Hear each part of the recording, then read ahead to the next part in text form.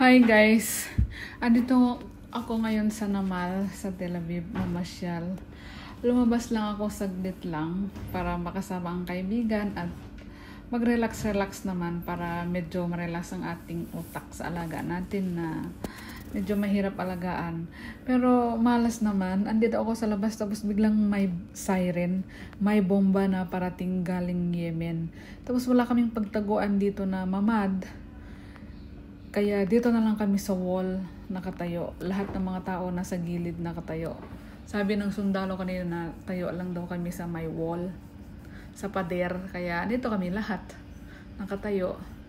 Walastik naman to na Yemen, di man lang nakisama. Ngayon lang ako lumabas para makapag-relax. Biglang nag-send sila ng racket. Ayan yung mga kasama ko, oh, nakatayo kami dito. But anyway, tapos na yung bomba. So, andito na ako. Mamasyal naman kami kasama ng mga kaibigan. Palakad-lakad. May planet dito, oh. Ang ganda. May ginawa silang parang planet.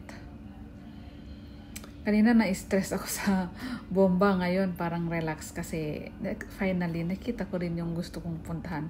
Actually, hindi ko alam na may ganito to sa Tel Aviv. Malapit lang to sa work ko. Kaya lang hindi ko alam. Nakita ko lang sa kaibigan ko na may ganito dito. Kaya lumabas ako kasama yung mga kaibigan ko na masyal din. Kaya andito na kami. Mamaya babalik na naman sa work tapos back to reality. But anyway, tignan mo yung yung planet. Ganda, no? Ang daming tao, oh. Fresh pa yung air kasi malapit to sa dagat. But anyway, hanggang dito na lang. Anyway, bye. Tignan nyo yung planet.